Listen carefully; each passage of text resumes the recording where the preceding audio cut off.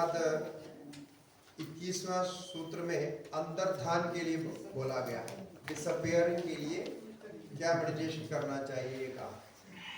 ये भी बहुत टेक्निकल है लेकिन साइंटिफिकली प्रोसेस है। आजकल वो कर दिया उन्होंने, बना करके दिखाया डिसअपियरिंग हो सकता है। यहाँ तक मनुष्य नहीं, ये फ्लाइट आदि भी डिसअपियर होते हैं, उसका वो दिखाई नहीं पड़ता है।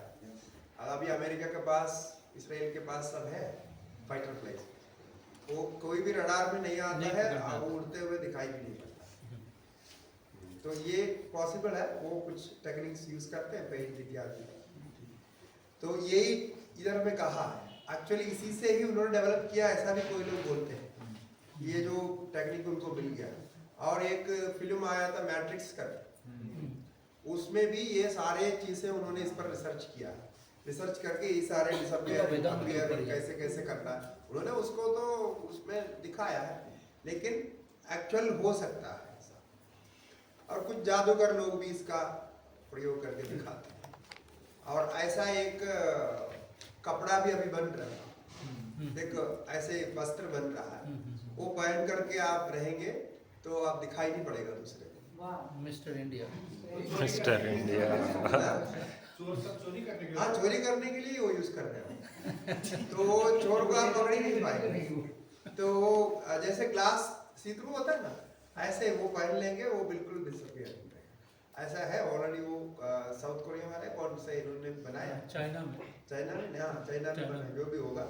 तो ऐसे, क्योंकि हम इसको समझाने के लिए सब कभी कभी अपडेट करते हैं क्या क्या आया है, तो वो कोई हमारे 2-3 लोग हैं, उनके वो लोग ये सब करते हैं।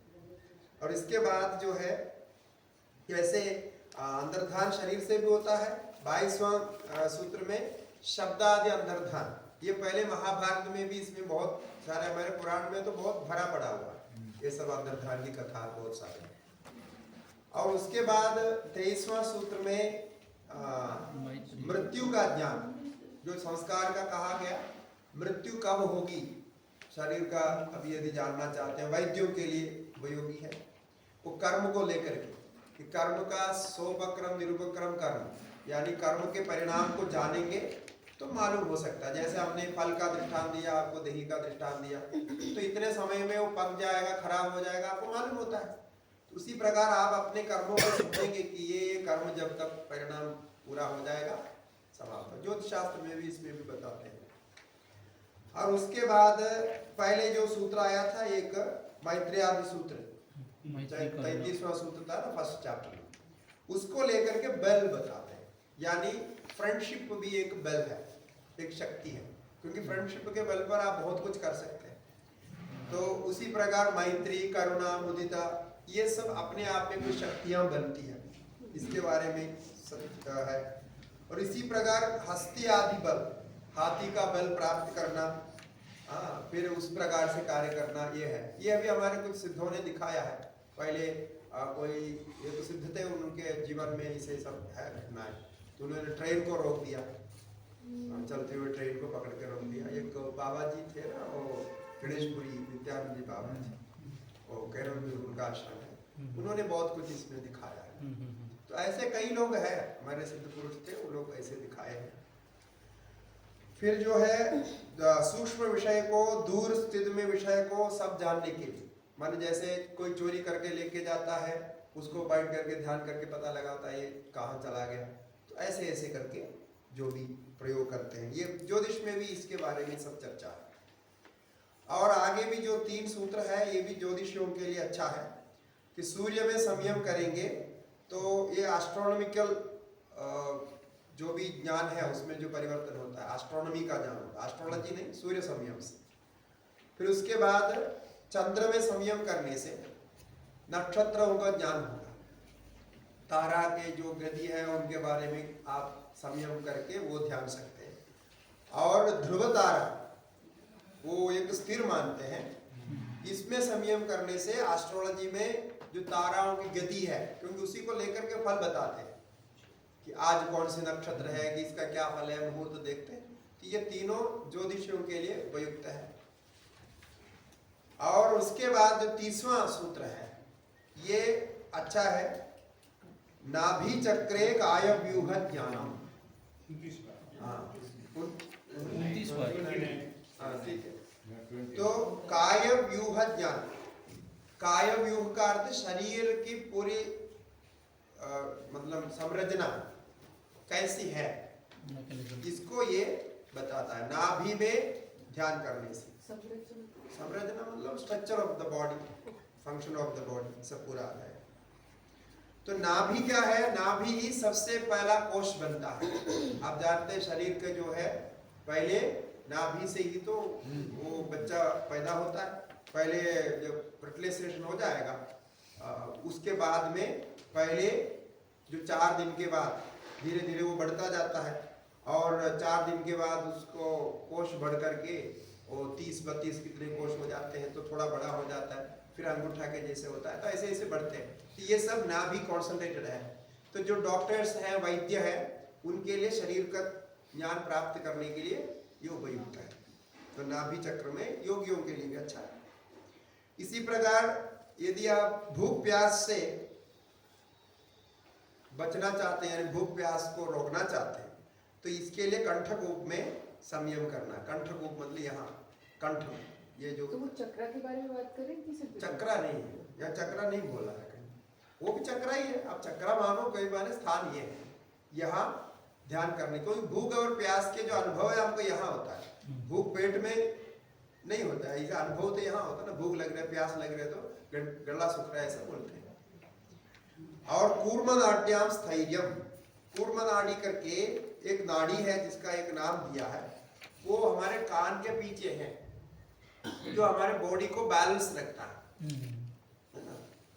बॉडी को बैलेंस रखने वाली जो नाड़ी है वो कर्णावर्त भी उसको बोलते हैं।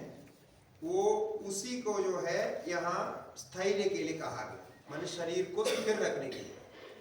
तो आप कहीं भी पहाड़ चढ़ना चाहते हैं, पकड़ करके बैठना चाहता, पेड़ में चढ़ करके वहां पकड़ के बैठना चाहते हैं, जैसे बंदर बैठते हैं, तो उसी प्रकार बैठना चाहते हैं, तो ये बैलेंस चाहिए, बैलेंस शरीर को पकड़ के रखिए, तो उसमें स्थैर्य आ जाएगा। और ठीक है, उसके बाद मूर्धा, मूर्धा में ध्यान करने से, सब जगह संयम करने का, मूर्धा में संयम करने से, मूर्धा ज्योतिषी, मूर्धा में जो प्रकाश है, ऐसा अंदर जो प्रकाश दिखाई पड़ता है, उसमें संयम करने से सिद्धों का दर्शन होगा। सिद्धों का दर्शन होगा, सिद्ध पुरुष आपको दर्शन कर देके। मूर्धा क्या हुआ? मूर्धा मतलब ये सिर के बीच का, मूर्धा नहीं। फिर प्रादिभाद, प्रादिभाद वा, प्रादिभा माने प्रतिभा से, प्रतिभा माने जन्मजात गुण से, जन्मजात आपको सिद्धियां प्राप्त होती है, उससे भी ये सब कुछ आ सकता है। ठीक है, इसका सब प्रैक्टिस है लंबा, उसको कैसे करना है, जो पहले बेसिक प्रैक्टिस करके फिर उसको आगे करना पड़ेगा। स्वामी जी, ये वाला जो अभी आपने बताया, इसमें कोई संयम नहीं है, ये अपन संयम ही है, सब में संयम तो ये 34 में क्या चीज में संयम है? प्रादिभाद इसमें नहीं है, इसमें इसलिए नहीं है कि वो प्रतिभा जो है जन्मजात गुण है। ये प्रतिभा सिद्ध पुरुष का गुण है। प्रतिभा सिद्ध पुरुष वाला तो हो गया। नहीं, प्रतिभा क्या? प्रतिभा माने जन्मजात आपके जो स्पेशल क्वालिटी है, उसको कहते हैं प्रतिभा। इसको हम इंट्यूटिव नॉलेज भी कह सकते हैं, किसी को जन्मजात कुछ इंट्यूटिव नॉलेज होता है। अच्छा, ये सारी सिद्धियां किसी ये को सारे कैसे आ सकती हैं? इसमें से कोई भी सिद्धि उनको हो सकता है या सभी भी हो सकता है। वो कोई पहले किया हुआ संस्कार से आता है, उसको हम प्रतिभा कहते हैं।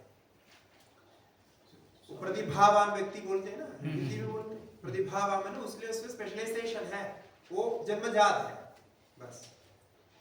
हृदय में चित्त संवित, तो हृदय में यदि ध्यान संयम करेंगे तो चित्त का, चित्त माने चित्त की जितनी प्रवृत्ति है, अपने मन को आप समझ पाए कि मन ऐसा ऐसा काम करता है, तो चित्त संचेतना हो जाएगी। और उसके बाद साधन के लिए एक उपयुक्त है ये कि सत्व पुरुष अत्यंत असंकरीर्ण योग। ये सत्व और पुरुष जो है ना, प्रकृति और पुरुष, सत्व माने यहाँ प्रकृति चित्त और पुरुष, ये दोनों एक्चुअली सेपरेट है, यानी इन दोनों का स्वभाव एक चेतन है, ये एक अचेतन है, तो दोनों ये सेपरेट है, जैसे दूध और पानी की तरह। प्रकाश और तमस के सेपरेट है। सेपरेट होता हुआ भी इसका मिश्रण हो गया, जैसा पहले कहा था दृष्टियो संयोग, मिश्रण हो गया, यानी एक के ऊपर एक का आरोप हो गया।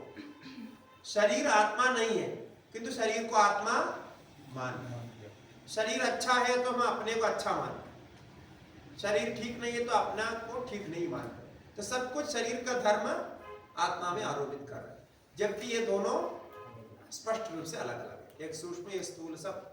इसलिए कहते हैं ये अत्यंत असंकीर्ण है, यानी कंप्लीटली डिस्टिंक्ट है, बिल्कुल मिलने वाला नहीं, दो डिफरेंट कैरेक्टर्स है, डिफरेंट है उसका। किंतु इसमें क्या हो गया कि ये प्रत्यय अविशेष हो गया, यानी दोनों को मिलाना हो गया, दोनों का सेपरेट नॉलेज आपको नहीं है, डिस्क्रिमिनेशन नहीं है, जानकारी नहीं, दोनों को अलग अलग नहीं जान पा रहे। नहीं जानने के कारण वहां सारे भोग भाव जो भी आपके मन में आता है, सुख दुख सब हो, ये है। दुख कहाँ हो रहे हैं, सुख कहाँ हो रहे हैं, सब मन में हो रहा है, मन और इंद्रियों के साथ हो रहे हैं। पहले बताया ना दृश्य और दृष्टा, वही चीज है, दोनों को स्पष्ट किया। तो दृश्य में होने वाले सारे कार्य को आप दृष्टा में मान रहे हो, मैं हूं आप सोच रहे हैं। अब क्या करना है कि इस पर ये लॉजिक लगाना है, परार्थत्वात् स्वार्थ संयमात् पुरुषज्ञान। जो भी प्रकृति और प्रकृति का कार्य है ना, ये परार्थ होते हैं। परार्थ मतलब दूसरे के लिए होता है। जैसा ये भवन बना हुआ है, मकान बना हुआ, ये किसके लिए? मकान के लिए क्या है? नहीं, दूसरे के लिए। अब ये माइक बना हुआ, किसके लिए? माइक के लिए तो नहीं, कोई बोलने वाले के लिए होता। कपड़ा किसके लिए? दूसरे के लिए। वाहन किसके लिए? दूसरे के लिए। तो आप सब देखेंगे तो उसमें वो मिलेगा कि जो जड़ से बना हुआ सारा दूसरे के लिए होता है। अब ये शरीर किसके लिए? दूसरे के लिए, दूसरे के लिए, अपने लिए नहीं। जब मकान दूसरे के लिए, आपके कमरे दूसरे के लिए, बिस्तर दूसरे के लिए, दूसरे मतलब दूसरे का मतलब उसके लिए नहीं होता, बिस्तर बिस्तर के लिए नहीं होता। खाना किसके लिए? भोजन किसके लिए? भोजन के लिए होता है, पेट के लिए, दूसरे के लिए। तो फिर वो खाने वाला शरीर, शरीर भी शरीर के लिए नहीं होता। शरीर किसके लिए भोजन कर रहा है? दूसरे के लिए। प्राण किसके लिए चल रहा है? प्राण के लिए नहीं चल रहा है। प्राण तो क्या पड़ा हुआ है, ये ऊपर नीचे होते रहे नहीं है। वो किसके लिए? वो उसके अंदर कोई रह रहा है, उसके लिए काम कर रहा है। तो आप योगा किसके लिए कर रहे हैं? दूसरे के लिए। दूसरे के लिए। अब ये तो प्राणायाम दूसरे के लिए, योग दूसरे के लिए है, ध्यान दूसरे के लिए है। तो अपने लिए क्या? अपने लिए है ही नहीं, क्योंकि अपने लिए कुछ चाहिए नहीं। तो वो सब जिसके लिए कर रहे हैं ना, वो आप है। ये ध्यान के लिए ध्यान नहीं, प्राणायाम के लिए प्राणायाम नहीं, योगा के लिए योगा नहीं, भोजन के लिए भोजन नहीं, किसी के लिए नहीं। अभी पति के लिए पत्नी है कि पत्नी के लिए पति है? एक दूसरे के लिए। हाँ, वो भी ऐसा है। पति के लिए पति नहीं है, पति के लिए पत्नी है, लेकिन ऐसा नहीं। पत्नी पति के लिए पति है, पत्नी के लिए पत्नी है, यही सत्य है। लेकिन हमने एक अंडरस्टैंडिंग कॉन्ट्रैक्ट बना दिया, वो उससे ऐसा लगता है। दूसरे के लिए नहीं होता है, अपने लिए होता है। वो सच नहीं बताते, जब तक नहीं बताते तब तक आपको ऐसा लगता है, उनको जब सच बताएंगे तो सब ऐसा होता है। तो जिसके लिए ये सब कुछ हो रहा है ना, जिसके लिए सब कुछ हो रहा है, वो आत्मा है करके आपको मालूम हो जाए। अब मैं आपको एक शॉर्टेस्ट सूत्र बताता हूँ इसको लगाने की। एक सूत्र मेडिटेशन के लिए। हमारे पास जो है दो कंसेप्ट होता है, एक तो मैं ऐसा करके होता है, दूसरा होता है मेरा, I and my, Iness and mineness, ये दो होता है। ये तो पक्का है, किसी को कोई संशय नहीं, ये तो होता है ना, मैं और मेरा, अहम और ममा। संस्कृत में अहम बोलते हैं, ममा बोलते हैं, हिंदी में मैं और मेरा, अंग्रेजी में आई और माई ये बोल सकते हैं, या आईनेस और माइनस जो भी है। अब ये देखिए, जहां जहां मेरा लगेगा, जिस किसी स्थिति में भी आप मेरा ऐसा कह सकते हैं, तो ओ आप नहीं होता है, ठीक है। और जिसमें आप मैं कर सकता, मैं करके होता है, वही आप होता है। अब आप जहां आप सब में लगा करके देखो, जहां जितने आपने गिनाया सबको हम मेरा बोलते हैं, एक मेडिटेशन है वेदांत में। तो मेरा मेरा मेरा जो भी जिसमें भी लगता है उसको आप सेपरेट करते जाओ, तो शेष जो रहेगा वही आपका चैतन्य है, वही आपकी आत्मा है। तो शरीर में क्या लगता है? आप कभी मैं शरीर हूं कहता है क्या? कभी नहीं कहते। कैसे कहते हैं तो लोग हंसेंगे। अब आपके सिर तो बहुत इंपॉर्टेंट है, क्योंकि ब्रेन के बिना तो होता है, सिर के बिना क्या होता है? तो सिर में मेरा लगता है कि मैं सिर हूं, ऐसा बोलता है कोई? मैं सिर हूं नहीं बोलता है। मेरा सिर, मेरा शरीर, मेरा पैर, जैसा मेरा कपड़ा, मेरा मकान, सब जगह मेरा मेरा लगता है। और इधर से अंदर जाओ, मन में क्या लगता है? कोई नहीं कहता मैं मन हूं, मैं मन हूं, ऐसा कहने के लिए हमको लगता ही नहीं, ऐसा होता ही नहीं। तो उसमें भी मेरा लगता है, पक्का है कि वो सेपरेट है। मेरी बुद्धि, वो भी सेपरेट हो। मेरा अहंकार, क्यों? क्योंकि अहंकार को कम करने के लिए हम प्रयास कर रहे हैं। ये नहीं तो पता चलता ये तो मेरा अहंकार थोड़ा ज्यादा हो गया या कम हो गया, ऐसे सब समझते हैं ना, उसमें भी मेरा लगता है, वो कनेक्शन लगता है। तो मेरे में क्या है? एक कनेक्शन, संबंध का ज्ञान होता है। ये ग्रामेटिकली ऐसा है, लॉजिकली भी ऐसा है। जहां भी मेरा लगते हैं वहां संबंध का ज्ञान होता है। जहां संबंध का ज्ञान होता है तो वहां दो होता है और कनेक्शन होता है। नाम के साथ मेरा नाम, हेलो, आप फोन करते हैं, हेलो कौन बोल रहे हैं?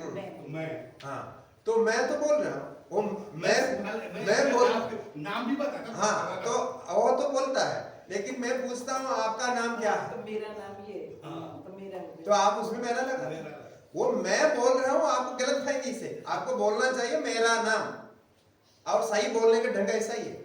जब मैं पूछूंगा ना व्हाट इज योर नेम, आपको बोलना चाहिए माय नेम इज, यही तो प्रथम स्टैंडर्ड से लेके ही सीखा। तो वहां आई एम नहीं बोलेंगे, मेरा नाम, क्योंकि प्रश्न ऐसा नो, हु आर यू, कोई पूछता है, तब आप बोलेंगे I am so and so. तब क्या है, वहां हु शब्द के अर्थ को आप आइडेंटिफाई करके ले रहे हैं। जबकि सही यह है कि नाम मेरा है। कारण क्या है? नाम बदल सकते हैं आप, जो आप है आपको तो नहीं बदल सकते ना।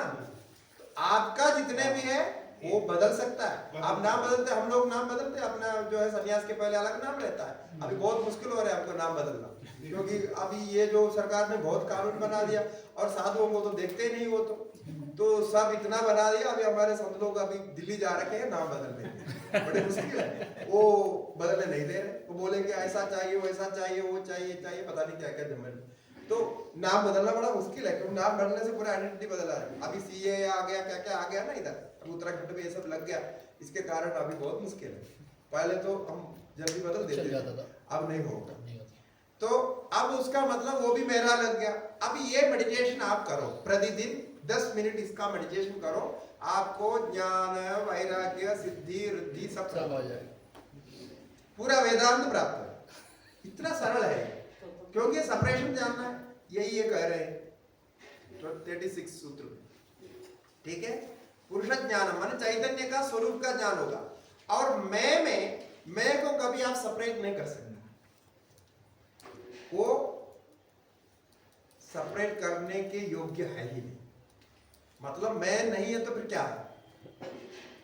प्रश्न आएगा ना। शरीर नहीं है तो भी मैं हूं, मन नहीं है तो भी मैं हूं, अहंकार कम हो गया, ज्यादा हो गया, बढ़ गया, घट गया तो भी मैं हूं, धन कम हो गया, ज्यादा हो गया तो भी मैं हूं। लेकिन मैं नहीं है तो कौन हो गया? उसका एब्सेंस कर ही नहीं सकते, इसलिए उसको सेपरेट नहीं कर सकते। बस यही पुरुष ज्ञान है। उसको आप चैतन्य मानो, उसको ज्ञान मानो, उसको व्यापक मानो। ये हमारे वेदांत में एक प्राथमिक ग्रंथ है जिसका नाम है तत्वबोध। ये तत्वबोध जो फर्स्ट मतलब एक बार इन्फेंट रीडर बोलते हैं ना, ऐसे इन्फेंट रीडर है, बेसिक ग्रंथ है, उसमें ये सिखाते हैं। अब ये कहीं भी लागू होता है, यहां भी मेरा जहां भी लगता है वो प्रकृति है, और मैं जहां भी लगता है शेष जो रहेगा वही चैतन्य। हो गया ना? आपको इसमें कोई टेंशन नहीं, इसमें कोई तकनीक की आवश्यकता नहीं। जब जब मेरा आएगा आप ध्यान देना, ये मैं नहीं हूं, ये प्रकृति है बस। लेकिन ये सब मेरा मेरा मेरा है, तो मैं कहाँ हूँ? हाँ, वो आप जो बच गया आप है, तो कुछ बचा है तो नहीं? बचा है, वो बचा है, वो जिसमें आप मैं कर रहे हैं ना। अब मेरा जो है अहंकार तक आपने मेरा में कर दिया, तो मेरा कर दिया तो अलग हो गया, तो आप तो फिर भी है ना। अब मैं को अलग नहीं कर पा रहे आप, मैं को आप अलग नहीं कर पा रहे, तब भी हो गया। अच्छा, अब जब अहंकार कम हो गया ज्यादा हो गया बोलते हैं, तो इसका मतलब आप कम हो गया ज्यादा हो गया, ऐसा है क्या? है? ऐसा तो नहीं। जो दूसरा बोलते तुम्हारा अहंकार अब बढ़ गया, तो बोलते क्या समझते हैं? तो हम कम हो गया ज्यादा हो गया करके फील कभी नहीं होता है हमको, ऐसा नहीं होता।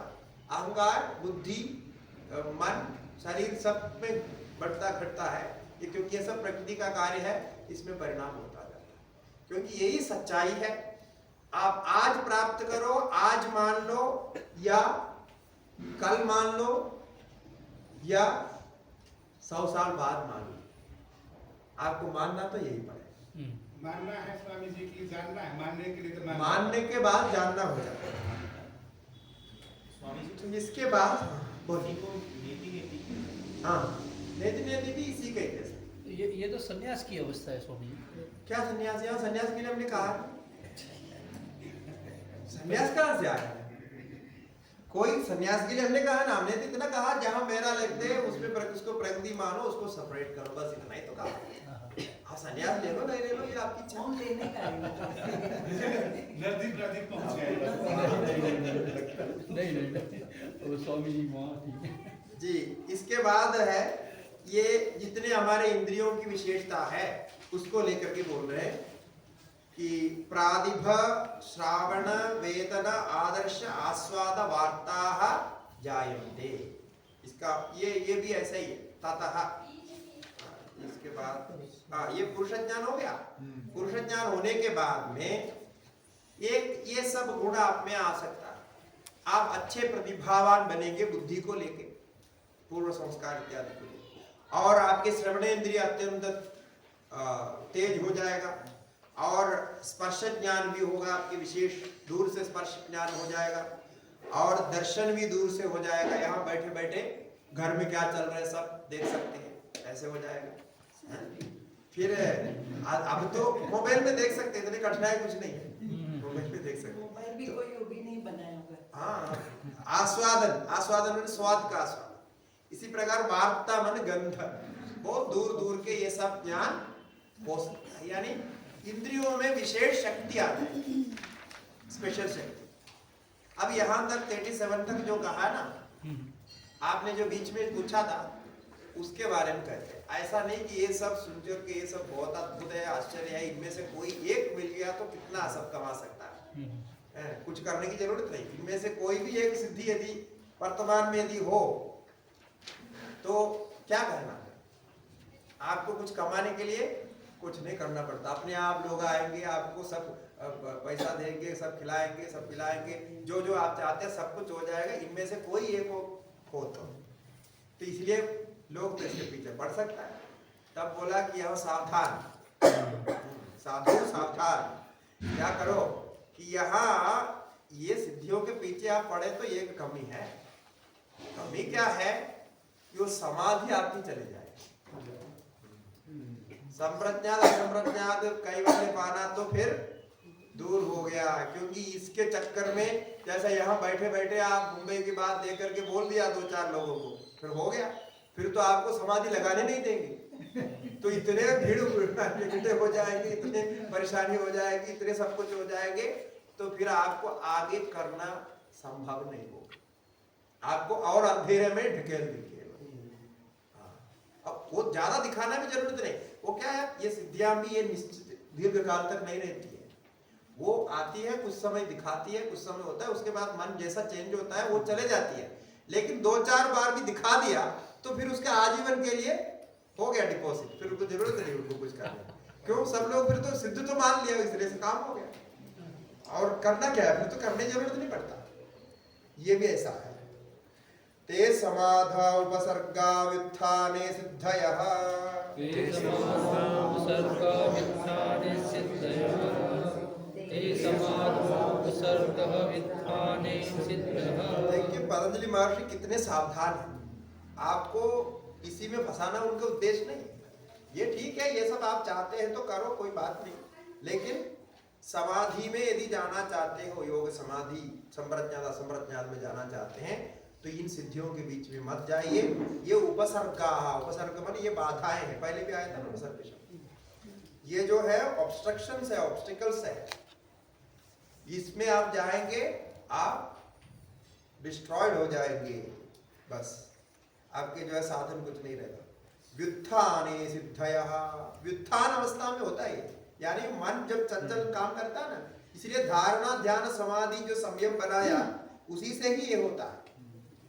संप्रज्ञात असंप्रज्ञात में नहीं होते, क्योंकि संप्रज्ञात असंप्रज्ञात में अभ्यास वैराग्याभ्याम तन निरोध से कम चलता है, वो अलग है। वो जो प्रथम अधिकारी के लिए बोले थे, इसलिए प्रथम अधिकारी इसके पीछे जाएगा नहीं, क्योंकि उनको क्या करना है, ये सब प्राप्त हो तो समाधि प्राप्त करना चाहते हैं, ये सिद्धि करते क्या करें।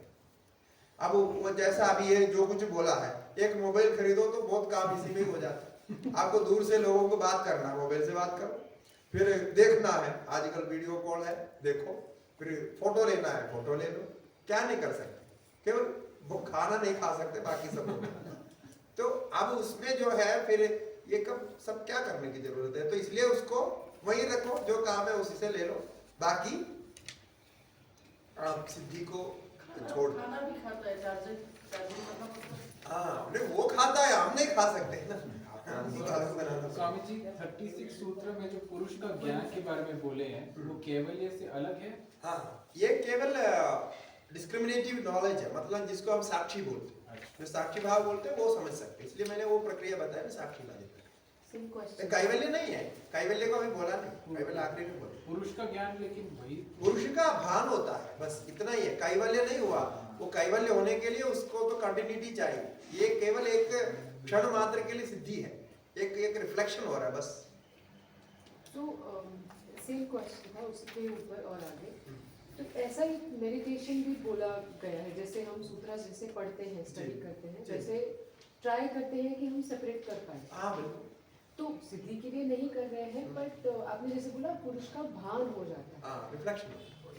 बट अगर आप उसको कॉन्स्टेंटली करते रहते हैं तो कंटिन्यूटी दीर्घकाल तक कंटिन्यूटी। हाँ। लेकिन यहाँ क्या है, एक रियलिटी देखिए, पतंजलि का जो भी हमने बोला ना, ये परफेक्टली वो प्रैक्टिकल लेवल पे देखते हैं। हम कंटिन्यूटी करने के लिए आपको कितना प्रयत्न करना पड़ता है, वो कंटिन्यूटी को बनाए रखने के लिए आपके अंदर प्रीवियसली जो कुछ कहा गया वो सारे क्वालिटी चाहिए, otherwise after some time no you will be struggling to continue that, और आपके अंदर स्ट्रेस आ जाएगा, और स्ट्रेस जब बिल्ड होता है सब कुछ लापता हो जाता है, फिर सब जाता है। इसीलिए वो कहते हैं कि आपको ओरिजिनली रियली उसमें पहुंचना है, तो ये जो प्रैक्टिसेस बोले हैं, प्रैक्टिसेस सटरली करना है, ये ऑप्शन नहीं है वो, ये इसलिए मैंने उसको रिफ्लेक्शन कहा। ये वंस फॉर एवर नहीं है, वंस रिफ्लेक्शन है। ठीक है, फिर एक समय पर हो सकता है, क्योंकि हम लोग जब प्रैक्टिस करते हैं तो हमको भी होता है ये, वो जो अनुभव करते हैं तो पता चलता है। इसको ऐसे कंटिन्यू नहीं करते जब तक आपके अभ्यास नहीं है। जैसा समझ लो, आप कुछ दिन योगा प्रैक्टिस किया तो आप 3 घंटे बैठ सकते हैं। पहले हम लोग जो है ऐसे हाथ बिना पकड़ करके पद्मासन करते थे, मैं ऐसे करके सब नाटक करते थे, तो ऐसे ही सब होता था। तो लेकिन अब वो उतना प्रैक्टिस नहीं रहते। तो एक बार हमने, 1-2 बार नहीं, कई बार किया, 12 से मतलब लगभग 13 घंटे समझ लिए, एक ही आसन में बिना हिले 13 घंटे बैठे, पूरे शिवरात्रि एक आसन में बैठते थे।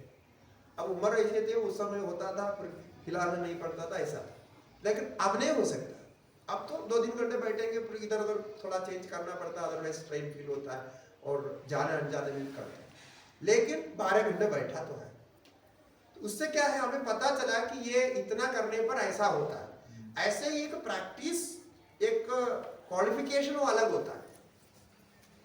अभी भी यदि कुछ समय शायद प्रैक्टिस करेंगे, कुछ भोजन की व्यवस्था, उस समय अब इसे हम भोजन नहीं करते थे, फल दूध और ये सब खाते पीते थे, तो बाकी भोजन नहीं करते थे, 90 दिन तक ऐसे अनुष्ठान किया था।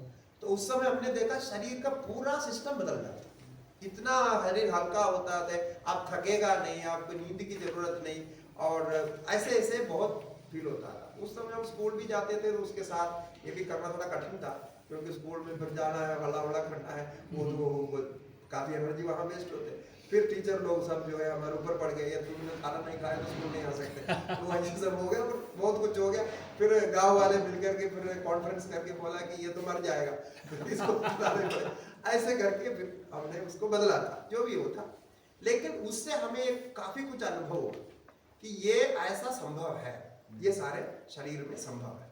अब उस उम्र में वो बहुत हल्की बात थी, सामान्य बात थी, लेकिन ये करने पर होता है, तो वो ये क्या है, वो रियल स्टेप है उस पर, एक रिफ्लेक्शन होना और एक्चुअल उसका अनुभव होना, उसमें चाहे कंटिन्यूटी आपको इजीली हो जाएगा। इसलिए मैं आसन का प्रैक्टिस का बोला, जब तक आपके प्रैक्टिस कंटिन्यूस है तब तक आपके वो सिद्धियां रहेगी, वो प्राप्तियां रहेगी। वो नहीं है तो नहीं हो सकता। कुछ दिन आप वो प्रैक्टिस को छोड़ दिए तो फिर ऐसे नहीं कर सकते, ऐसे नहीं कर सकते। तो ये है उसके लिए, इसलिए बोला कि जब इनमें किसी भी सिद्धि के पीछे आप जाएंगे तो मन उस स्तर से, यानी समाधि के स्तर से नीचे आता ही है, तभी ये सिद्धि हो सकती है। क्योंकि सिद्धि मन के फंक्शन है, चित्तवृत्ति निरोध नहीं है, चित्तवृत्ति निरोध नहीं है, ध्यान रखना, निरोध में नहीं होता है ये, ठीक है। और उसके बाद एक बहुत ही आश्चर्यजनक, और आप लोग सब जिसको सुने होंगे, आउट ऑफ बॉडी एक्सपीरियंस, पर शरीर प्रवेश, ये सुना होगा, परकाय प्रवेश, पर शरीर। मैंने पूछा था पहले, आपने पूछा था, ये है। तो इसमें दूसरे शरीर के अंदर ये मन प्रवेश करे, ये शरीर ऐसा रहेगा और दूसरे शरीर के अंदर प्रवेश करेगा। उसके लिए वो कैसे प्रवेश करेगा, उसके नेक्स्ट चैप्टर में 2-3 सूत्र दिया है, उसको बोलते हैं निर्माण चित्त। वो निर्माण चित्त बनाते हैं, ये उसका एक में मुख्य चित्त तो एक है, उसमें एक अलग चित्त बनाते हैं, अलग विचार बनाते हैं। जैसे हम विचार से चिंतन करते हैं, वो दूसरे पर रिफ्लेक्ट होता है। और इस शरीर में एक और बैठा हुआ है, क्योंकि इस शरीर के साथ उसका बंधन है, इसलिए यहाँ बैठा हुआ चित्त। इसको धीरे धीरे बाहर प्रैक्टिस करके बाहर ले जाके दूसरे शरीर के साथ अटैच करना। तो जैसा मैं ये मेरा शरीर इसी को मानता हूँ, तो उस शरीर को भी धीरे धीरे मान करके वहां ले जाना। ये एक लॉन्ग टाइम प्रोसेस है। तो बंधक आरण जैसा होता है उसको लेकर के होता है। ये अभी हमको फिलहाल आवश्यक नहीं है, इसलिए नहीं। तो अब उसके बाद उत्क्रांति। उत्क्रांति मतलब लेविटेशन, जिसको लेविटेशन होता है, शरीर को ऊपर उठाना। अब करना क्या है ऊपर उठा करके, मतलब इतने अब नीचे बैठने में भी तकलीफ है। ऊपर उठा के करना कुछ नहीं, लेकिन आप चाहते हैं ऊपर उठाना तो हो सकता है, आप दिखाना चाहते हैं। और ये मैंने करते हुए देखा है, और थोड़ा बहुत हमने भी प्रैक्टिस करने की कोशिश किया, लेकिन सक्सेस नहीं हुआ, लेकिन करते हुए मैंने देखा। और वो व्यक्ति, वो जो कि अभी भी जीवित है, 1-2 लोग हैं, और वो कभी बाहर नहीं आते, क्योंकि उन्होंने विशेष करके बोला है कि वो किसी को बताना नहीं। बताने से ये स्थिति हो जाएगी, उनके पीछे लोग जाएंगे, फिर सब देखने लगेंगे, मुश्किल हो जाए। और वो लेट करके दिखा एक्चुअल लेविटेशन, शरीर उड़ जाता है। हाँ, उड़ जाता है।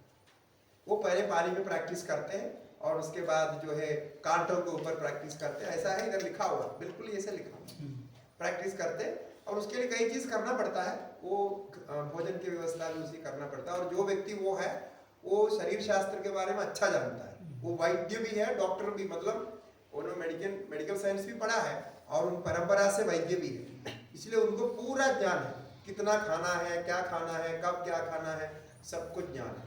ऐसे बहुत अच्छे हैं। और ये यदि वो सक्सेस हो जाते हैं, वो अभी कुछ और अनुष्ठान कर रहे हैं, प्रैक्टिस कर रहे हैं, सक्सेस हो जाते हैं, तो हमारे लिए इन क्रियाओं के लिए बहुत बड़ा उदाहरण है। स्वामी जी, योग काफी निद्रा प्रयत्न और ध्यान में सूक्ष्म शरीर तो उड़ जाता है। सूक्ष्म शरीर तो आउट ऑफ बॉडी एक्सपीरियंस जो कहते हैं वो एक अलग है, वो भी हम कर सकते हैं, वो तो हमारा होता रहता है बीच बीच में, हम हमारे अवेयरनेस में नहीं आते हैं लेकिन वो होता है। लेकिन ये ऐसा नहीं कि शरीर को ही उठाते हैं, या कह रहे हैं ना उदान वायु को लेकर के प्रक्रिया होती है, उदान वायु ऊपर के ओर उठाते हैं। तो ये कई लोगों का ऐसा अनुभव हुआ जो ज्यादा प्राणायाम करते करते, एक आदमी प्राणायाम करते करते ऊपर जाके छत पे लग गया और नीचे आ गया, इतना उठ गया ऊपर। आप देखिए वो हो सकता है। तो उसके लिए क्या बॉडी भी उसी तरफ से रखे, जो मार्शल आर्ट में होता है ना, ये सब सर्कस में सब लोग दिखाते हैं, वो बस वही है। जब सर्कस वाले दिखा सकते हैं तो योगी क्यों नहीं दिखा सकते? तो उसमें प्रैक्टिस करने का अलग अलग है, और इसी को प्रैक्टिस करके जैसा आप समझ लो, पहले आप जो है ना ये जो दलदल होता है, दलदल अब बचपन में खेलते थे, जैसे खेत में जाने से ऐसे ऊपर से चले जाओ, तो उसमें पैर नहीं दबना चाहिए, ऐसा आप प्रैक्टिस करो। बहुत सिंपल है, ऐसे ऐसे ऐसे जाना पड़ता है। उसका एक मोमेंट है, हमको सिखाते हैं वो कैसे पैर रखना, ना रुकना है, और एक मूवमेंट भी रहना चाहिए, फास्ट जाना चाहिए। तब क्या है, आपका पैर नीचे नहीं लगता, मतलब दबेगा नहीं। दलदल में पहले चल के प्रैक्टिस करना पड़ेगा। अच्छा, उसके बाद धीरे धीरे थोड़ा ज्यादा पानी वाले दलदल में चलेगा। ऐसा करते करते फिर जो है कांटों के ऊपर, जैसे जहां कांटे पड़े हैं ऐसे पड़े हैं, जैसे कंकड़ पड़े हैं उसके ऊपर भी ऐसे। तो बॉडी को आप लिफ्ट करना, एंटी ग्रेविटी करके बॉडी को प्राण के बल पर लिफ्ट करना, बस इतना ही। उसके बाद धीरे धीरे आप पानी में चल पाएंगे, पानी में लेटेंगे, पानी में बैठेंगे, फिर पानी में चलेंगे। जीसस क्राइस्ट ऐसे कर पाते थे तो वो भी योगी ही थे। बहुत लोग ऐसे कहा, अभी भी है कई लोग करने वाले। एक स्वामी जी है, वो दक्षिण में था, वो जाके पानी में लेटता था, फिर पुलिस वालों ने उन्हें नोटिस दिया, बोले कि आप ऐसा पानी में, कोई बच्चे लोग उधर जो देखने आते थे सब लोग वहाँ इकट्ठा होते कि पानी में ऐसे लेट, तो फिर उन्होंने नोटिस दिया आप नहीं कर सकते, क्योंकि बच्चे लोग ऐसे करके जाएगा, डूब जाएगा, फिर वो प्रॉब्लम हो जाएगी, होता है। तो फिर वो बंद कर दिया उन्होंने वो करना, और कई लोग किया। ये तो इतना प्रॉब्लम नहीं है, प्लाविनी प्राणायाम का अभ्यास हो जाए तो आराम से। फिर समान जैसे ज्वलन का अर्थ तेजस, शरीर में तेज पैदा हो, शरीर ज्यादा गर्म होता है। और श्रोत्र, दिव्य श्रोत्र जिसको हम टेलीपैथी कहते हैं, टेलीपैथी जो दूर से शब्द सुन सकते हैं, ये प्राप्त होता है। फिर आकाशगमन, 43 में आकाशगमन भी 42 है, एक का आगे पीछे होगा, ये कौन पता नहीं, 41 ठीक है। तो आकाशगमन में क्या है, जैसा उत्क्रांति में प्रैक्टिस है ना, इसी प्रकार पहले दलदल में प्रैक्टिस करेगा, बॉडी वेट को पूरा कम करना है, पूरा बॉडी में जैसे मसल्स ही रहते हैं, जैसे कुंफू में होता है, कुंफू में बिल्कुल ये प्रैक्टिस है, वो छलांग मारने का, और पत्तों के ऊपर से चलते हैं, पेड़ों के ऊपर से, बिल्कुल जैसा बंदर चलते हैं, जो बंदर की गति जैसे, उनके वहाँ बंदर की गति है, सांप की गति है, तो वो सब है। तो वो सब प्रैक्टिस से हो जाता है, और सर्कस में ये सारे दिखाते हैं, मनुष्य नहीं, वहां तो हाथी भी और जानवर भी ये सब करके दिखाते हैं, साइकिल चलाते नहीं देखा। तो जब जानवर कर सकते तो हम नहीं कर सकते, कर सकते हैं, उसके लिए उस हिसाब से चलना पड़ेगा। तो कहते हैं धीरे धीरे ऐसे प्रैक्टिस करते करते पानी के ऊपर में बात, जैसा सिंगल रस्सी बांध के रस्सी के ऊपर हल्का करते करते, रस्सी को पतला पतला करते हुए, फिर धागा बांध करके धागे के ऊपर, फिर बाद में लास्ट में वो मकड़ी जाल है, मकड़ी जाल के ऊपर चलने का ये जो हो जाएगा, तब नहीं गिरेगा तो बाबा आकाशगमन कर सकते हैं, माने फ्लाइंग हो जाता है। ये तो लंबी बात है। अब जो है, जो 43 में जो आया है, ये हमारे लिए एक मेडिटेशन अच्छा है, ये आउट ऑफ बॉडी एक्सपीरियंस के लिए। बाकी तो है, सभी चार तो भी सब कर सकते हैं, लेकिन ये मेडिटेशन की दृष्टि से अनुकूल है। इसको बोलते हैं महाविदेहा, बहिरकल्पिता वृत्तिर्महाविदेहा तदप्रकाशावरणक्षयः।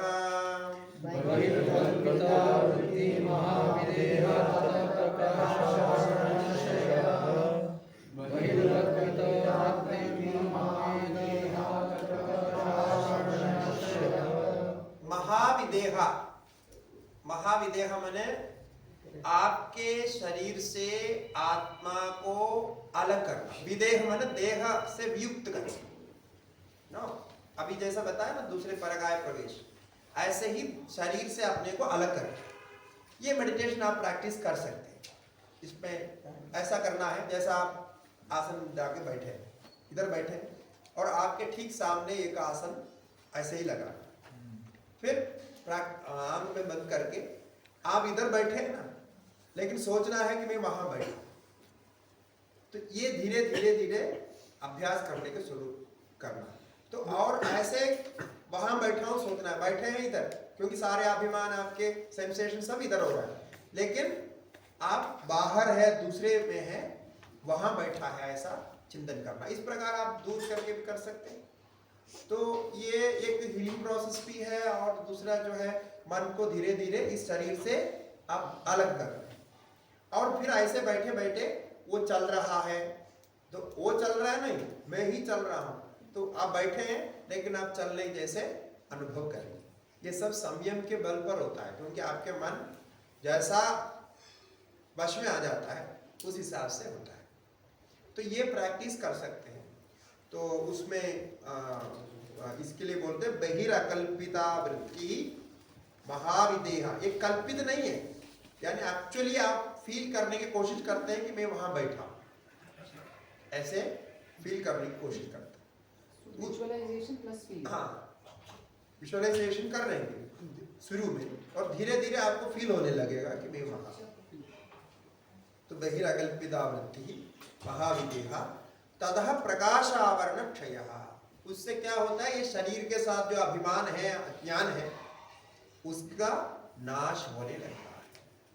क्योंकि आप आउट ऑफ बॉडी कर दिया ना अपने को, आउट ऑफ बॉडी एक्सपीरियंस कर दिया। तो ये भी आजकल साइंटिफिकली उन्होंने माना है, दिस पॉसिबल, ऐसा माना है। और ये जो है इस पर कई किताबें भी लिखे हैं। तो इसमें ये हो सकता है आउट ऑफ बॉडी एक्सपीरियंस, कई लोगों को हुआ है। बॉडी जैसा आप लेटे हुए हैं ऐसा दिखाई पड़ता है, तो लेट करके भी आप कर सकते हैं। शवासन करते समय भी आप कर सकते हैं। शवासन करते समय सबसे अच्छी तरीका है ये, और जल्दी रिलैक्सेशन भी आ जाता है यदि आप बॉडी से अपने को ऊपर मान लेंगे या दूसरी जगह। सो शवासन में जैसे हम फील करते हैं ना बॉडी को रिलैक्स करने के लिए, उसी प्रकार फील होगा। माने धीरे धीरे धीरे आपके एक एक अंगूठा से लेकर के, शरीर से लेकर के आपके जो सेंसेशन को चेंज करके आप दूसरी जगह उसको कर रहे हैं। तो ये सब ये हमको फील होगा, लेकिन दिखाई ऐसा ही हम किसी को दिखाई दे, ऐसा दिखाई नहीं देगा। देखने वाले तो आपको इधर ही बैठे हुए दिखाई देंगे, लेकिन जो आपके फीलिंग है वो आउट ऑफ बॉडी होगा। ऐसा हमने सुना है कि कोई यहाँ है, बड़े महात्मा इधर है, और बॉम्बे में जाके अपने पेशेंट के साथ बातचीत किया, ये वो। हाँ, वो होता है। इसलिए ना ये प्रैक्टिस है उसका। ये जो अभी मैंने बोला वो आउट ऑफ बॉडी एक्सपीरियंस से वो ट्रैवलिंग भी कर सकते हैं, मैंने दूसरी जगह भी उनको फील हो सकता है। और यहाँ ट्रैवलिंग कर सकते हैं। सब लोग यहाँ देख रहे थे, वो लोग हाँ, वो 2-3 जगह ऐसे ही रह सकते हैं। वो भगवान श्री कृष्ण ने भी ये दिखाया, कई ऋषि मुनियों ने भी दिखाया। नारद मुनि, नारद मुनि के श्री कृष्ण भगवान ने 2-3 बार जो है भागवत में दिखाया। भागवत में उनकी कथा है ना, जब नारद मुनि उनको मिलने गए थे द्वारका में, तो सभी पत्नियों के साथ दिखाई पड़े। तो ये ऐसा है। तो इसी कंसेप्ट से मैट्रिक्स बनाया। मैट्रिक्स में भी ऐसे ही एक व्यक्ति जो है अनेक रूप में बन जाता है, फिर ऐसे सब दिखा। ये है, ये एक्चुअल ऐसा होता है। और ये किया हुआ संत लोग भी है, जैसा माता जी बता रहे, इसी प्रकार हम भी जानते हैं एक दो को। तो उन्होंने ये अभ्यास किया। मैंने सीधा उनके करते हुए नहीं देखा, लेकिन जिन्होंने देखा है तो उन्होंने बोला है ऐसे करते हैं। वो आकाश गमन भी करते थे, ये भी करते थे। तो ऐसे है, कुछ समय तक वो अभ्यास करेंगे, ये एक अलग स्थिति बन जाए। स्वामी जी, ये आपने इसमें बोला ये हीलिंग प्रोसेस भी है, आपने बोला ये हीलिंग। हाँ, हीलिंग प्रोसेस मतलब जैसे अभी बोला ना, अभी हम किसी को किस हील करना चाहते हैं, तो उस हिसाब से हम वहाँ जा रहे हैं, जैसा अभी ये बोल रहे हैं, किसी प्रकार वहाँ जाके हम उनको हील कर रहे करके हम यहाँ फील कर सकते हैं। हम यहाँ से करेंगे तो वो उनको फील होता है। और कई बार वो लोग भी बोलते हैं कि हमको ऐसा दर्शन हो गया, ऐसे सब बोलते हैं। तो वो हो सकता है। हमारी हीलिंग के लिए नहीं, हमारे हीलिंग तो होता ही है। जब आप आउट ऑफ बॉडी कर देंगे तो उससे तो बहुत हीलिंग होता है वो, क्योंकि प्राण के सारे स्थितियां होती हैं और उसको दूसरे के लिए भी कर सकते हैं। वो उतने स्थिति पे पहुंचने पर वो कर सकते हैं। और यदि आप पूरे उस पर मतलब व्यवस्थित रूप से उसको नहीं सीखा तो उसमें खतरा भी है, क्योंकि कई डेंजरस सिचुएशन भी आ जाता है। तो फिर वापस आते वक्त जो है, इसके लिए कहा है इसमें, वापस आते वक्त आपके जो है दिमाग इधर उधर हो जाएगा।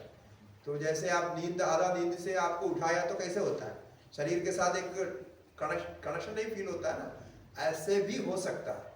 इसलिए इसको बहुत सावधानी से करना है। जैसे कोई डीप स्लीप में सो रहा है, उसको अचानक उठाया तो उसको कई तरह की बीमारी आ सकती है। तो डॉक्टर लोग भी कहते हैं ऐसा नहीं उठाना चाहिए, धीरे धीरे कर, क्योंकि वो जो आत्मा विड्रॉ होकर के सो रहे हैं, वो अचानक जब वो उठाते हैं तो ये इंद्रियों में जो कनेक्टिविटी होना चाहिए वो नहीं हो पाएगा। तो कभी आपकी दृष्टि जा सकती है, कभी मानसिक प्रॉब्लम हो सकते हैं। हाँ हाँ, तो बहुत कॉम्प्लिकेशन आ सकता है। तो वो फिर डिस्कनेक्ट जैसा फील करेगा कि बॉडी के साथ, वो बहुत प्रॉब्लम होता है।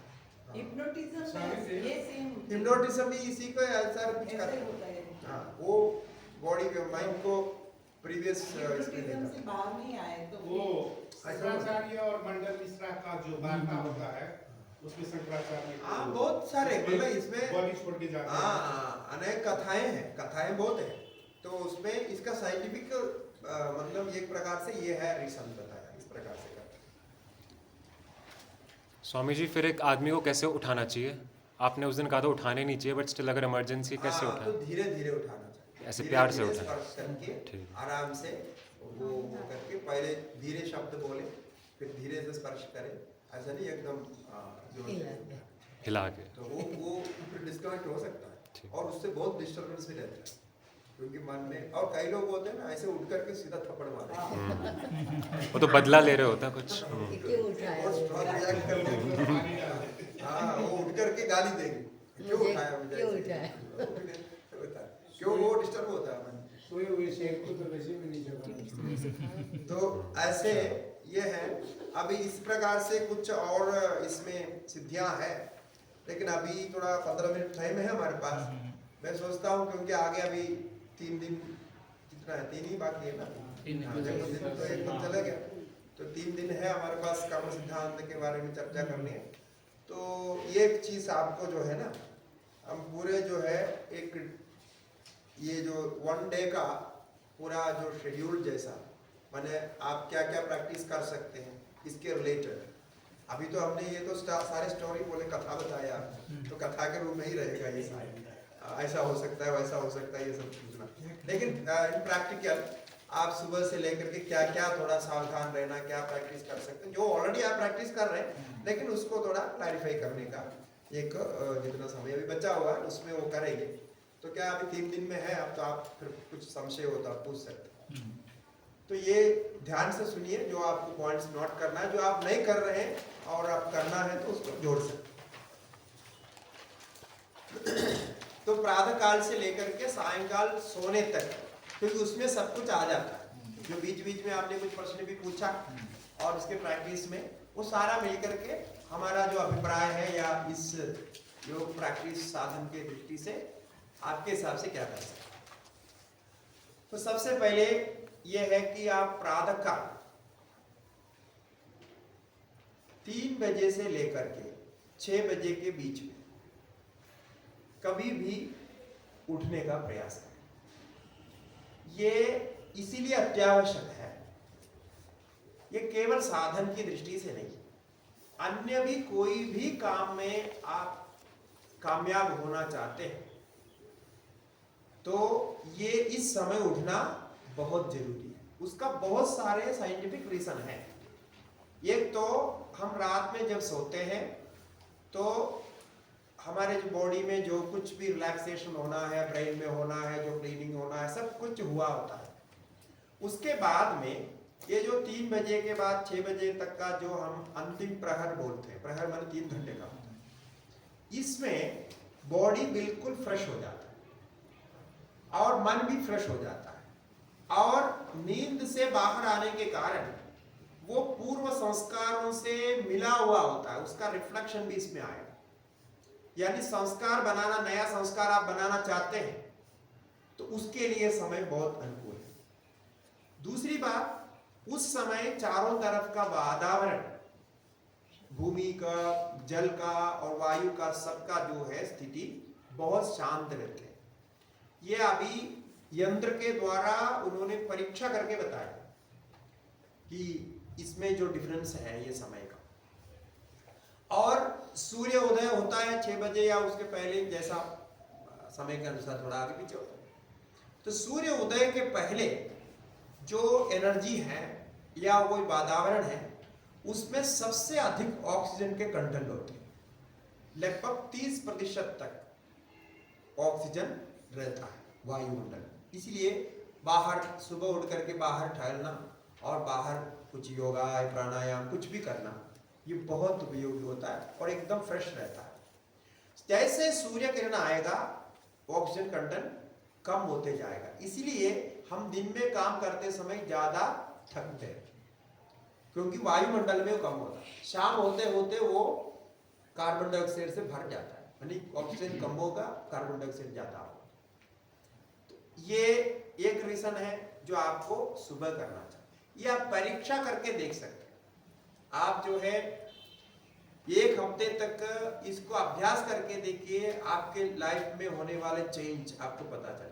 1 हफ्ते तक 3 बजे नहीं तो 4 बजे या 4:30 बजे या 5 बजे भी उठिए, करके देखिए, वो पता चलेगा। और उठते ही, एकदम उठते ही भागना नहीं। अच्छा, इससे सुबह उठने के लिए आपको ये काम करना पड़ेगा, रात को थोड़ा जल्दी सोना। जो 12 बजे 1 बजे तक वो मोबाइल देखते रहते हैं, वो करते रहते हैं, उनके लिए तो ये सब एप्लीकेबल नहीं होगा, वो सब कैंसिल है। 10 साढ़े 10 उस समय तक आपको सोना पड़ेगा, मैक्सिमम 11 बजे, उससे आगे नहीं। आजकल 11 बजे तो मतलब रात शुरू होती है कहीं, वो सब दुकानें चलती हैं, सब कुछ चलता है। तो वो नहीं करना चाहिए, 10 साढ़े 10 रखना चाहिए। इसमें सो जाइए और 3 साढ़े 3 बजे आप जरूर जग जाएंगे यदि आपको अच्छा चीज रात हो रही। ठीक है, तो सुबह की बात है, रात के हम पहुंच रहे हैं, वहां पहुंचे कि तब बताएंगे। तो अब उसके बाद जैसा सुबह उठेंगे, जैसा हमने पहला कहा कि कुछ समय हाथ जो है आंख में रख करके वो आंख को धीरे धीरे खोलना है।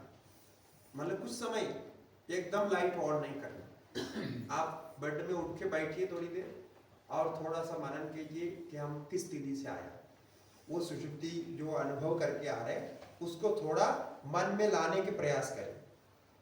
उसके बारे में चिंतन करें कि हम कहाँ से आ रहे हैं। हम उठते ही अभी क्या काम करना है, बाथरूम जाने की चिंतन करते हैं, वो नहीं करिए। पीछे से चिंतन करके 2 मिनट वहां बैठिए। ठीक है, आराम से रिलैक्स होकर के बैठे, थोड़ा प्राण को ऊपर नीचे लीजिए, आराम से बैठे। और फिर उसके बाद जो है ये हाथ को ऐसा रगड़ना, ये ऐसा। क्यों ऐसा है? क्योंकि हमारे जितनी नाड़ियां है, ब्लड सेल्स है, सब कुछ है, ये इधर आकर के समाप्त होता है बॉडी के जो स्ट्रक्चर के हिसाब से। तो आप जानते हैं इधर आता है सब कुछ। तो वो पूरा ऐसा हिलाएंगे, उसमें एनर्जी पास होगा और आपकी नींद भी चले जाएगी और ब्रेन से लेकर के सारे शरीर में एक विशेष शक्ति का प्रवाह होगा। इसी प्रकार पैर निकाल कर, पैर के नीचे जो है ना, नीचे के जो सफेद, उसमें ऐसा रगड़ना। तो दोनों मिलाकर के एक साथ हो जाएगा। आप ऐसा रगड़ेंगे तो इससे भी बहुत कुछ फायदा होता है। तो ये पूरा पैर को ऐसा रगड़ेंगे, आप रगड़ के देखना, अभी तक आप नहीं किया, आप पछताएंगे। इतना मतलब इसमें इफेक्ट होता है, क्योंकि रात को ये सारे नाड़ियां और सब कुछ इधर आते हैं और पूरा बॉडी का एक संबंध इससे होता है।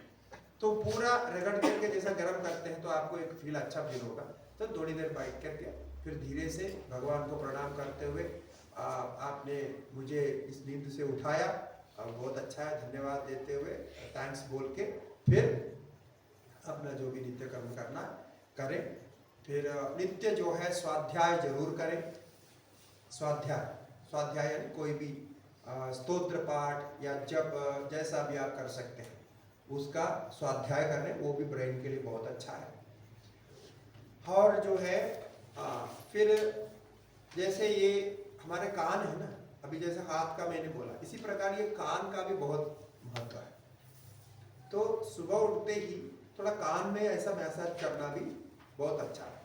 जो बच्चे होते हैं उनको भी ऐसा आप करा सकते हैं और बहुत अच्छा भी लगता है। अपने आप करना है, क्योंकि कभी दूसरा करे तो अच्छा नहीं लगता, कोई कान पकड़े तो अपने आप कान पकड़े तो अच्छा। तो उसको ये भी ऐसा इसमें मैसेज कर सकते, इससे आपको बहुत गुण है। एक तो आपके जो है सिर के बाल, सिर के जितने भी नाड़ियाँ हैं वो अच्छे रहते हैं, और दूसरा जो है आपको स्टमक भी ठीक रहता है, और सुबह जो है शौच आदि जाने के लिए भी अच्छा रहता है। यहाँ 2 नाड़ियाँ हैं इधर दोनों के पीछे, ये इसके कान के ये पीछे, ये नाड़ियाँ ऐसे हैं जो आपके शौच से संबंधित है, तो वो काफ़ी उसमें मदद करते हैं। तो इसलिए इधर इसको जो पीछे ऐसा करके ये आप ऐसा थोड़ा मैसेज करके इसको ऐसा खींच के ऐसा कान में जैसा कर, कान के पीछे का एरिया जो ब्रेन से पीछे जो सफेदी दिखता ठीक है उसके ऊपर भी ऐसा चला सकते हैं, फिर सामने भी चला सकते हैं। तो ये इतना क्रिया वहाँ बैठ करके ही कर सकते हैं, पर यदि थोड़ी देर ध्यान करना चाहते हो ध्यान भी कर सकते हैं, उसे कोई बात नहीं। यदि आप कंफर्टेबल है, बाथरूम नहीं जाना, उसके बाद बाथरूम जाके जो भी स्नान आदि हो गया, उसके बाद जो ब्रेकफास्ट करते हैं, जो ब्रेकफास्ट का भी ऐसा रखिए, ब्रेकफास्ट में कभी भी ब्रेकफास्ट में ये पैक्ड फूड, जंक फूड नहीं लेना चाहिए। कोई भी मैदा के साथ जो भी बना हुआ है, और ऑयल जितना हो सके अवॉइड करना है। जब आप उम्र के हो गया, जवान है तो खा सकते हैं, लेकिन ऑयली चीज सब अवॉइड करके ब्रेकफास्ट में ऐसा सब्जियां या फल या उस प्रकार से कुछ ले लें, और जिसमें कम ऑयल हो, बहुत कम ऑयल हो वो ले लें। ऐसे करके हल्के से ये ले सकते हैं, लेकिन कुछ गुणकारी उसमें होना चाहिए। और जैसा नट्स है, आप कोई भी नट्स लेते हैं तो पानी में डाल करके ही, सोख करके ही लेना है। कभी भी सूखा नट्स जैसा बादाम हो या काजू हो, कोई भी हो, अब पानी में सोख करके ही लेना है, और सुबह लेना अच्छा है। यदि ले सकते हैं तो ब्रेकफास्ट में जैसा करके, तो उसका डिटेल है। एम्प्टी स्टमक, हाँ ठीक, ये कर सकते। लेकिन एक बात ध्यान रखिए, सुबह सुबह चाय मत पीजिए, चाय कॉफी बिल्कुल नहीं पीना सुबह सुबह। सबसे पहले पेट में आप ऐसे मटेरियल डाल रहे हैं जो बाद में कोई भी उसके पेट में आता है उसको ठीक से हजम नहीं होने देता। इसलिए बट्टी जो है ना, ये बहुत ही हानिकारक। बट्टी कंप्लीटली छोड़ दीजिए, और उसके जगह पे क्या लेना है, सुबह उठते ही जैसा आप फ्रेश होके बाहर आते हैं, ब्रेकफास्ट के लगभग आधा घंटे पहले, जैसा आप समझो आधा 1 घंटे पहले, आप पेट भर के गुनगुना पानी पीजिए। क्योंकि ठंडा पानी पीने से कई लोगों को नाक में जो एलर्जी होता है, कुछ होता है, तो बिल्कुल गुनगुना पानी बना, एकदम गर्म नहीं करना है। कभी भी सुबह सुबह गर्म पानी नहीं पीना है। गर्म पानी पिएंगे आपका डाइजेशन प्रॉब्लम आएगा, और पेट साफ नहीं होगा, और पेट में अनावश्यक गर्मी पैदा होगा, उसके कारण आपका बीपी का रोग आ सकता है, बहुत कुछ आ सकता है। ये केवल इतने से पानी ऐसा ले जो ज़्यादा गर्म भी ना हो, ज़्यादा ठंडा भी ना हो, जो मुंह में डालने से पीने लायक हो। गुनगुना पानी आप जितना पी सकते हैं, आधा लीटर 1 लीटर पेट भर के पी लीजिए, कुछ नहीं होगा। ये सबसे बढ़िया है आपका ब्रेन के लिए, शरीर के लिए, बॉडी क्या बोलते हैं, डिटॉक्सिफिकेशन, उसके लिए, और फिर शक्ति मतलब ऊर्जा के लिए सभी दृष्टि से अच्छा है।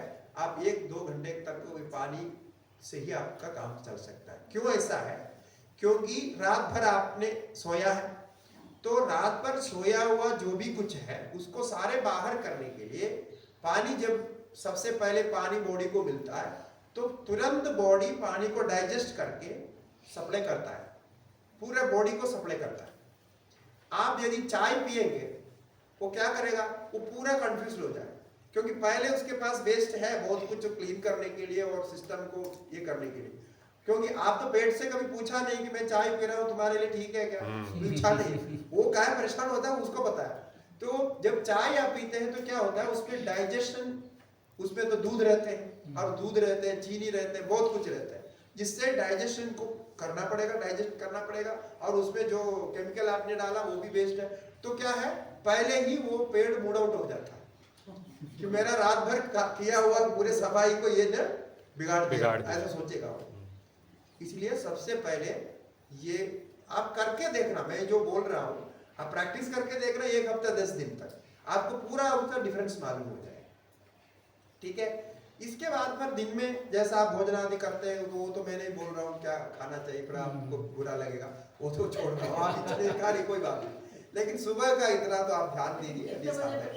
योग प्राणायाम को कहीं बीच में स्पेस नहीं दिया, वो आप कभी भी कर सकते हैं। पानी पीने के बाद पूरा आपके पास समय है, 3:30 बजे आप उड़ रहे हैं, उसके बाद कितने समय है आप, बहुत समय, बहुत समय, बहुत समय। बोला नहीं मुक्त यार, बोला नहीं उसको दे, आपने 6 बोला तो 6 के प्रैक्टिस करेंगे। हाँ, तो कैसे तो आप कभी भी उठ करके करिए, वो तो आपके जैसा आपको प्राणायाम करना है, उसके बाद स्नान करना है, ये सब कर सकते हैं, वो सब उसके आप अंतर्गत है, स्वाध्याय करना है, सब कर सकते हैं। जैसा आपका कोई ऑफिस जाना होगा उसके पहले बहुत समय, ब्रेकफास्ट के पहले बहुत समय ये कर सकता है। लेकिन ये पानी अवश्य पिए, और उसके बाद दिन का जैसा भी होगा आप कार्य कर रहे हैं, सब कुछ कर रहे हैं, फिर शाम को आकर के भी, शाम को आकर के बाहर से यदि आप आते हैं तो हो सकते हैं तो स्नान करना अच्छा है, फ्रेश होना, कपड़ा बदल के स्नान करना, क्योंकि बाहर बहुत सारे बैक्टीरिया ये सब अंदर आते हैं, वो सब फ्रेश होने के लिए ये स्नान बहुत ही उपयोगी है। तो सुबह भी स्नान करिए, यदि शाम को भी हो सकते हैं स्नान करिए। स्नान करने के बाद फिर भोजन जो भी होगा तो भोजन जो भी करते हैं, लेकिन भोजन हो सके तो 9 बजे के पहले ही भोजन करें, यानी संध्या छोड़ करके 7:30 से 9 के बीच में भोजन करिए। उसके बाद भोजन मत करें। उसके बाद भोजन करने का यदि कोई आपातकाल में कभी हो गया वो बात अलग है, लेकिन रेगुलरली की बात कर रहा हूँ, कभी आप बाहर गए समय पर नहीं आ पाए तो वो बात अलग। यदि उसके बाद भोजन करते हैं तो बॉडी का पूरा सिस्टम गड़बड़ाता है, क्योंकि बॉडी को रेस्ट करने के लिए ये भोजन को हजम करना पड़ेगा। हजम करके उसको जो भी काम करना है उसके लिए चाहिए, और हजम करके प्रोसेस को करने में कम से कम 2 से 2.5-3 घंटे, 3.5 घंटे लगते हैं। ये सारे प्रोसेस को हम जो मटेरियल डाल देते हैं ना इस अंदर, उसको कैसे कैसे करना पड़ता है, एकदम नहीं होता, उसका टाइमिंग है। और डाइजेस्टिव सिस्टम कभी फास्ट, या माने उसको आप पंप करके फास्ट नहीं कर सकते, उसका एक अपना टाइमिंग है, उसी से ही वो करेगा। कई लोग बोलते हैं ना हजमला करने से जल्दी हजम होता है, नहीं होता है, वो बिल्कुल गलत फहमी है, ऐसा नहीं होता है। आप कुछ भी खाओ, हजमला करने से क्या हो, थोड़ा वायु निकल जाता है, उसमें थोड़ा और एसिड आ जाता है।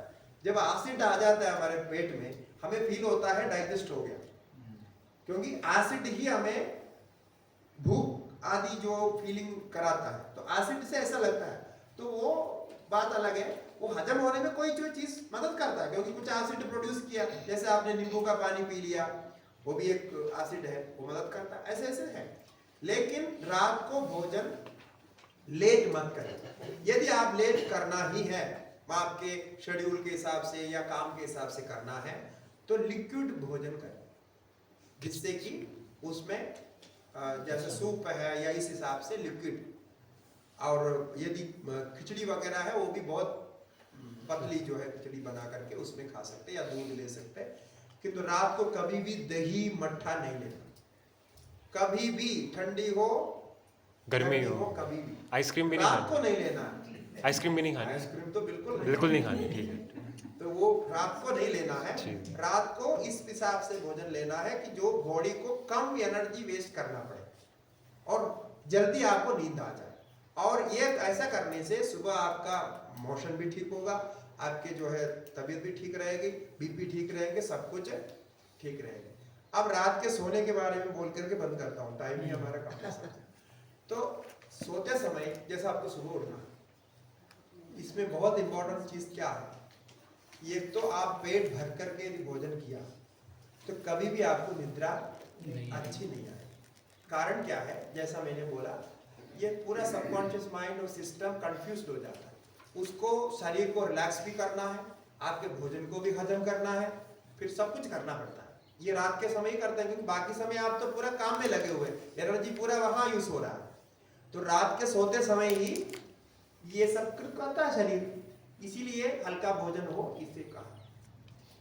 किंतु जो आप बेड में सोते हैं ना, ये भी बहुत इंपॉर्टेंट है। आजकल जो है बहुत पैसा खर्च करते हैं, इतने इतने सॉफ्ट बेड जिसमें बैठने से सब अंदर ही घुस जाते हैं, ऐसे बेड यूज करते हैं। यदि आप 50 साल के हो गए तो कभी भी ऐसे बेड यूज नहीं करते। यूज करेंगे तो ये तो आपका शरीर अस्वस्थ रहेगा, फिर बीपी के बीमारी आएगा। ये आपको कोई डॉक्टर नहीं बताएगा, मैं बोल रहा हूँ। कोई नहीं डॉक्टर बोलेगा कि आप बेड यूज करने के कारण बीपी हो रहा है। आप जो रात को बेड यूज कर रहे हैं और जो पिल्लो यूज कर रहे हैं, इससे आपके बीपी होने की आशंका रहती है। और उसी प्रकार से पेट की बीमारी, ये जो विशेष करके जो शौच आदि साफ नहीं होना इत्यादि की जो बीमारी, और शरीर में दर्द, chronic back pain Swami ji, back pain आता है, दर्द आता है, शरीर के ब्लड सर्कुलेशन बिल्कुल बंद हो जाता है। ये क्या सोचते हैं, जो बुढ़े हो जाते हैं, हमारे त्वचा जो है सॉफ्ट होता है, तो बोलते हैं सॉफ्ट बेड यूज करना चाहिए। बिल्कुल गलत है। आपको एकदम हार्ड भी नहीं, लेकिन ऐसे मतलब चटाई जैसे कोई मोटे चीज डाले जिससे कि आपके शरीर दबे नहीं।